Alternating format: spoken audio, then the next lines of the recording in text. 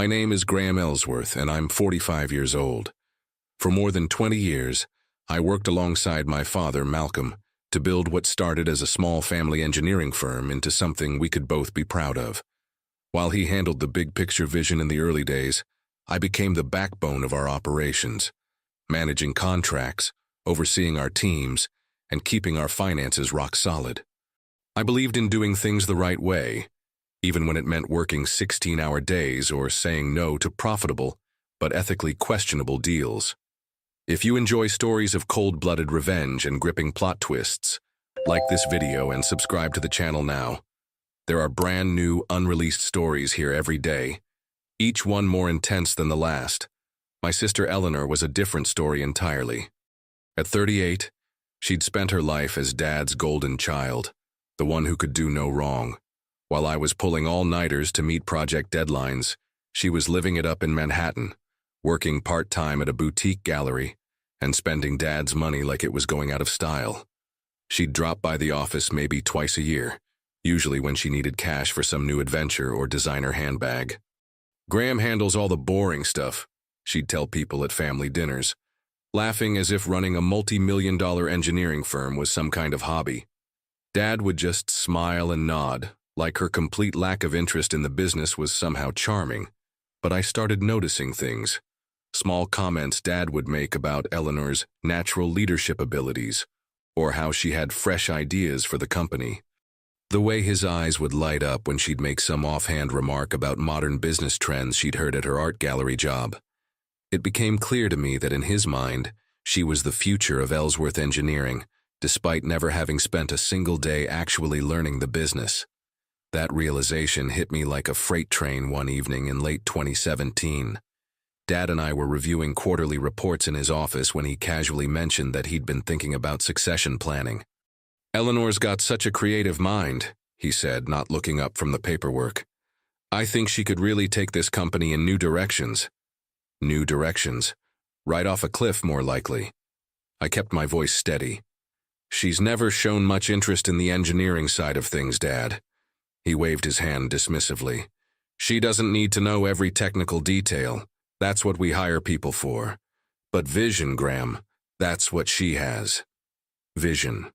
I'd spent 2 decades learning every aspect of our business, from soil analysis to structural design, to federal compliance regulations. I'd built relationships with clients across 3 states, managed teams of engineers and contractors, and consistently delivered projects on time and under budget. But apparently what mattered was vision. That night, I sat in my home office in Westchester County, staring at spreadsheets that represented years of careful growth and strategic planning.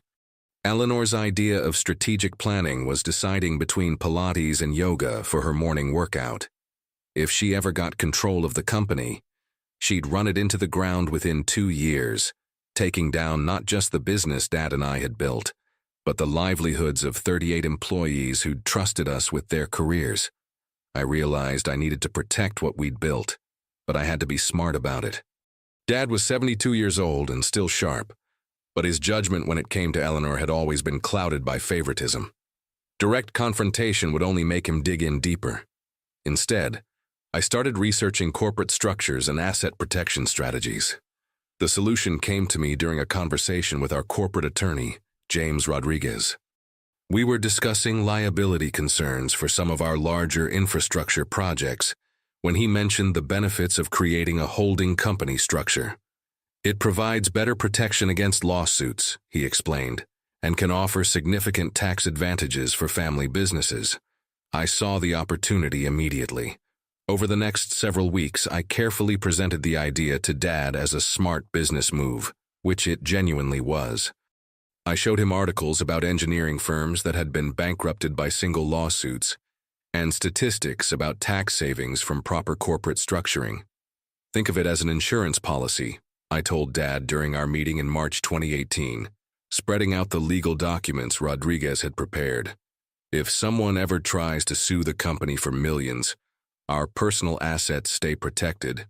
Plus, we'll save about 15% on corporate taxes starting next year." Dad studied the papers with the same careful attention he'd always given to major decisions.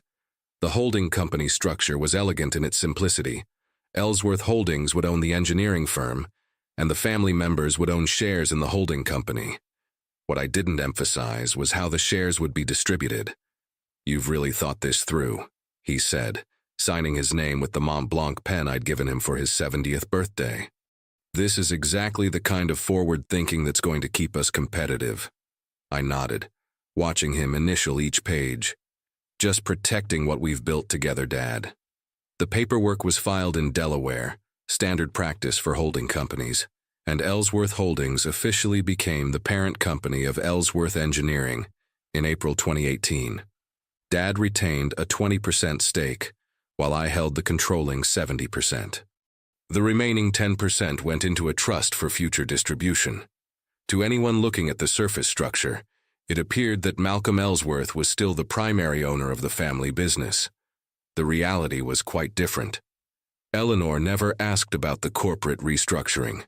When Dad mentioned it at Sunday dinner, she just nodded and went back to talking about some art exhibition she was curating. "That's great, Daddy," she said, not looking up from her salmon. "Graham's so good with all that legal stuff." If only she knew. For the next 5 years, life continued much as it had before.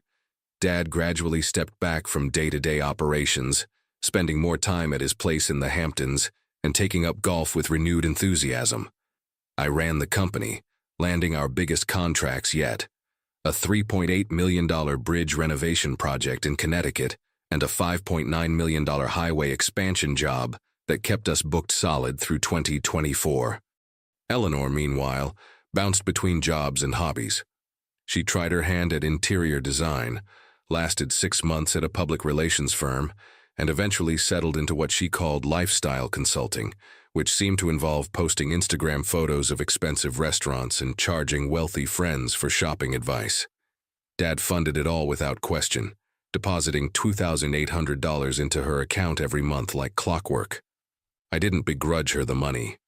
What worried me was the way Dad's health started declining in late 2022. Nothing dramatic, just the usual wear and tear of a man in his mid-70s who'd worked hard his entire life. His memory became a bit fuzzy around the edges, and he started repeating stories from the company's early days. More concerning was how those stories began to change over time, with Eleanor playing increasingly prominent roles in events where she'd been absent entirely. "Remember when Eleanor suggested we bid on the Morrison project?" he asked me one afternoon in December 2022, referring to a municipal contract we'd won 2 years earlier. That was brilliant strategic thinking. I remembered the Morrison project clearly. Eleanor had been in Europe that month, posting pictures from Paris and Rome, but I didn't correct him. Instead, I nodded and said, "She's always had good instincts." The phone call came on a Tuesday morning in February 2023. Dad had collapsed in his study at home, and by the time the paramedics arrived, it was too late. The doctors said it was a massive heart attack, quick and painless. He was 77 years old. At the funeral, Eleanor was the picture of the grieving daughter.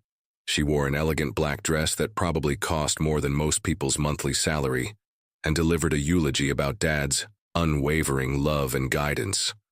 She talked about how he'd always believed in her potential, and how she planned to honor his memory by carrying on his legacy.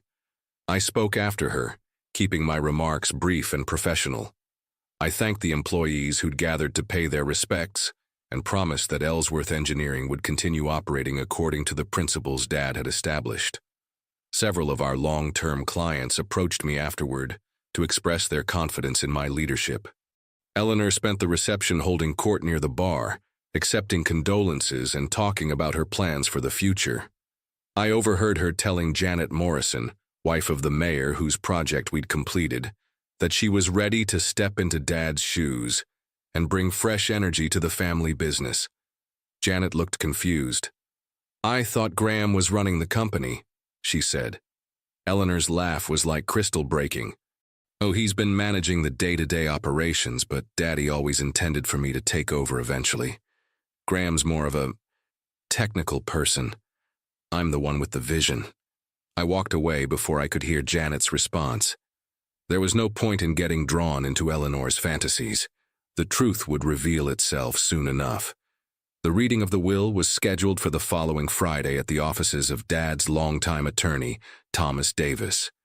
Eleanor arrived 20 minutes early, dressed in a navy blue power suit that screamed executive, and carrying a leather portfolio that I suspected was empty. She'd even gotten her hair styled into what she probably thought looked like a CEO cut.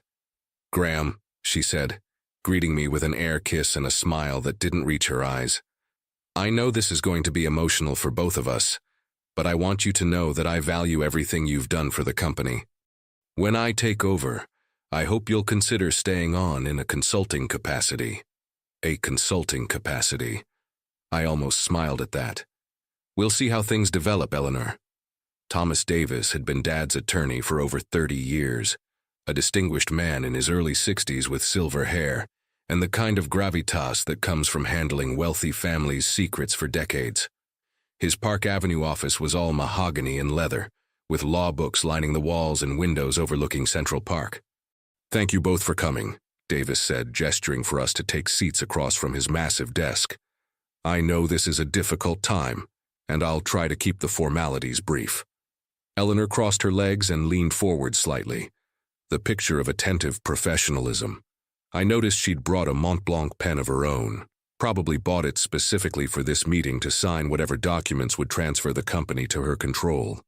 "Before we begin," Davis continued, "I should mention that your father came to see me about 18 months ago to update his will. He was very specific about his intentions." He opened a thick manila folder and withdrew several documents.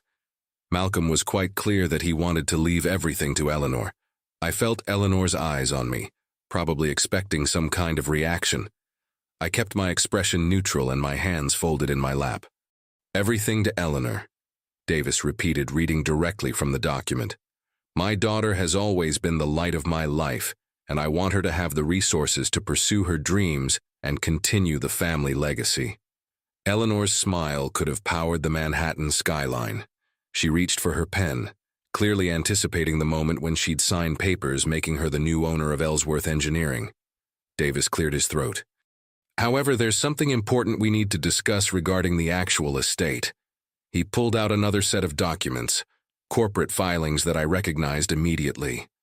"It seems your father may not have fully understood the implications of the corporate restructuring that took place in 2018. The smile faltered slightly on Eleanor's face. "What kind of implications?" "Well," Davis said, adjusting his reading glasses, "when your father signed over the majority ownership of Ellsworth Engineering to the holding company, and when the holding company shares were distributed, it fundamentally changed what he actually owned at the time of his death." I watched Eleanor's face as the words sank in. The confident expression was slowly being replaced by something that looked like confusion, then concern. "I don't understand," she said, her voice dropping to barely above a whisper. "Daddy owned the company. He started it, he built it, he was a minority shareholder," Davis interrupted gently. "According to the corporate documents filed in Delaware, Malcolm Ellsworth owned exactly 20% of Ellsworth Holdings at the time of his death. The controlling interest, 70%, has been legally held by Graham since April 2018. The silence in that room was deafening. Eleanor stared at Davis as if he'd just told her the sky was green. Her mouth opened and closed several times, but no words came out. "That can't be right," she finally managed. "There has to be some mistake. Daddy would never, he wouldn't have." She turned to look at me, and for the first time in years, I saw genuine fear in her eyes. "Graham, tell him there's been some kind of error." I met her gaze steadily. "There's no error, Eleanor." "But the will says everything goes to me." Her voice was rising now, the carefully composed executive facade cracking like ice on a warm day. "Everything. That means the company. It means you inherit your father's 20% stake in the holding company," Davis explained patiently, "along with his personal assets, the house in Westchester, his savings accounts, his investment portfolio. That's approximately $2.1 million in total value." $2.1 million, Eleanor repeated numbly. "But the company is worth..." The engineering firm was valued at approximately $16 million in our most recent assessment, I said quietly. Your 20% stake in the holding company that owns it would be worth about $3.2 million if you were ever to sell it. Eleanor's hands were shaking now. The Mont Blanc pen she'd brought clattered to the floor as she stood up abruptly. This is impossible. Daddy promised me. He always said, he told me I was going to run the company. He said it was my inheritance. I'm sure he believed that was the case, Davis said diplomatically. Malcolm seemed to think he still owned the controlling interest when he wrote the will. Unfortunately, legal ownership and personal perception don't always align. You did this, Eleanor said, spinning around to face me. Her carefully styled hair was already coming undone, and there were red blotches on her cheeks. You manipulated him. You tricked him into signing those papers. I protected the company, I replied calmly, from exactly this scenario. What do you mean, this scenario? She demanded. I stood up slowly, straightening my tie. Eleanor, you've never worked a full day in your life. You don't know the difference between a load-bearing beam and a decorative post. You think project management means organizing charity galas and strategic planning means deciding which restaurant to try for dinner. Her face went from red to white. I could learn. I'm smart. You're 38 years old and you've never held a job for longer than 8 months, I continued. Our company employs 38 people who depend on their paychecks to pay mortgages and send their kids to college. We have $10 million in active contracts that require precise technical expertise to complete. Did you really think I was going to let you destroy all of that because Dad couldn't see past his favorite daughter? Eleanor sank back into her chair, the fight going out of her as suddenly as it had appeared. But he loved me more, she whispered, and for a moment she sounded like the spoiled little girl she'd always been. He always loved me more. Yes, I said simply. He did, and that's exactly why I had to do this. Davis cleared his throat diplomatically. If there's nothing else requiring my immediate attention, I'll leave you two to discuss the family business privately. Eleanor, my assistant will prepare the transfer documents for your father's personal assets. They should be ready for your signature by early next week. After he left, Eleanor and I sat in silence for several minutes. She stared out the window at Central Park, watching joggers and dog walkers going about their normal Friday afternoon routines, probably wondering how her world had turned upside down so completely in the span of 20 minutes. How long have you been planning this? She finally asked, her voice barely audible. Since 2017, I answered honestly. When Dad started talking about succession planning and your natural leadership abilities, she turned to look at me, and I was surprised to see that the anger had drained out of her completely.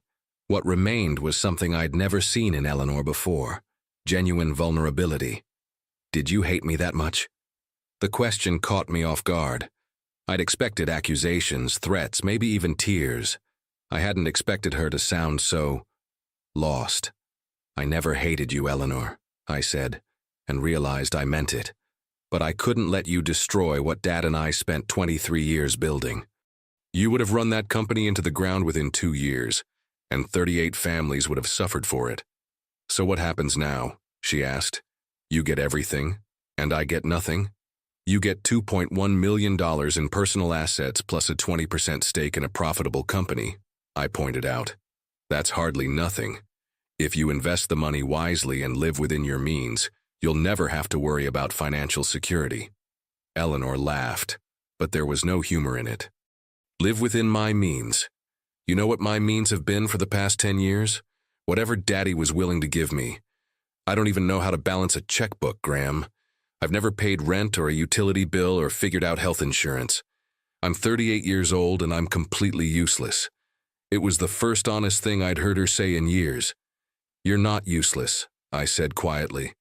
You're just unprepared. There's a difference.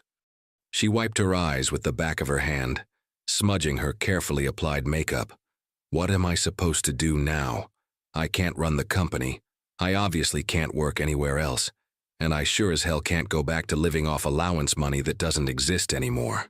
I studied her face, looking for any sign that this was another manipulation, another attempt to get what she wanted through emotional appeals. But for the first time in our adult lives, Eleanor seemed to be showing me who she really was, underneath all the entitlement and pretense. "The company's board meets next month," I said slowly. "We're expanding our project management division to handle the increased workload from our recent contracts. If you were serious about learning the business, and I mean really serious, not just playing dress-up CEO, there might be a place for you." Eleanor's head snapped up. "You'd hire me after everything?" "I'd hire you as a junior project coordinator," I clarified. "Starting salary is $58,000 a year, same as any other entry-level position. You'd report to Sandra Martinez, our senior PM, and you'd be expected to learn every aspect of the job from the ground up. No special treatment, no shortcuts, and absolutely no executive decisions until you've proven you understand how the business actually works." "58,000? Eleanor repeated, as if I'd suggested she work for food stamps. "Graham, my monthly expenses are more than that." "Then you'll need to adjust your expenses," I said simply. "Move out of that $4,200 a month apartment in Soho, sell the BMW, and start living like someone who earns a normal salary. Consider it part of your education." She was quiet for a long moment, processing what I was offering. "And if I do all that, if I actually learn the business and prove I can handle real responsibility, what then? Then maybe in a few years we can talk about increasing your stake in the holding company. But Eleanor, I need you to understand something. This isn't charity, and it's not guilt over Dad's will. If you take this job and you screw it up, you're out. The company comes first." Eleanor nodded slowly. "I understand." She paused, then added, "I think I'm starting to understand a lot of things." 6 months later, I was reviewing quarterly reports in my office when Sandra knocked on my door. "Got a minute to talk about the Morrison follow-up project?" "Sure, come in. How's it looking?" "Better than expected, actually. We should come in about 8% under budget and 2 weeks ahead of schedule." Sandra sat down across from my desk and opened her tablet.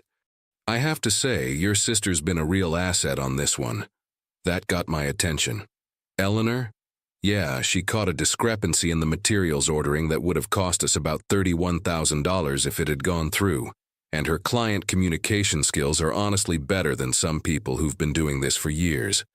She's got a gift for explaining technical concepts in terms that non-engineers can actually understand." I leaned back in my chair, genuinely surprised. "How's she handling the workload?" 60-hour weeks, same as the rest of us during crunch time. No complaints, no special request for time off. She even came in last Saturday to help finish the environmental impact documentation." Sandra grinned. "Between you and me, I think she likes being good at something." That evening, I ran into Eleanor in the parking garage as we were both heading home.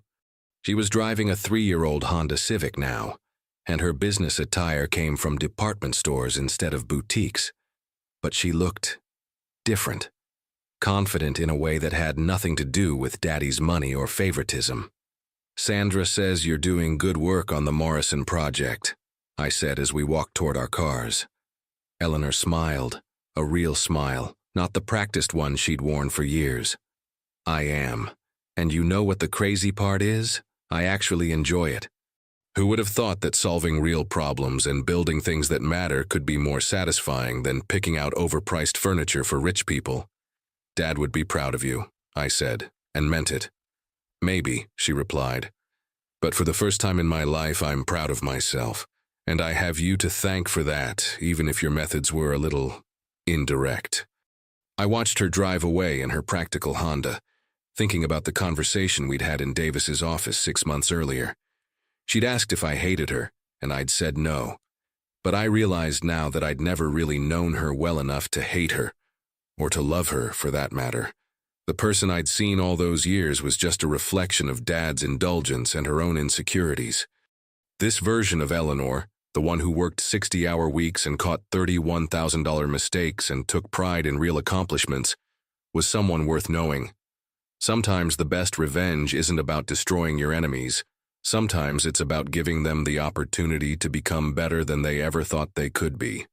And sometimes, if you're very lucky, they surprise you by taking it. If you enjoyed this story, please like this video and leave a comment sharing what you thought. And if you're not already subscribed to the channel, please subscribe and hit that notification bell to get alerts about new stories like this one. Thanks for watching, and I'll see you in the next video.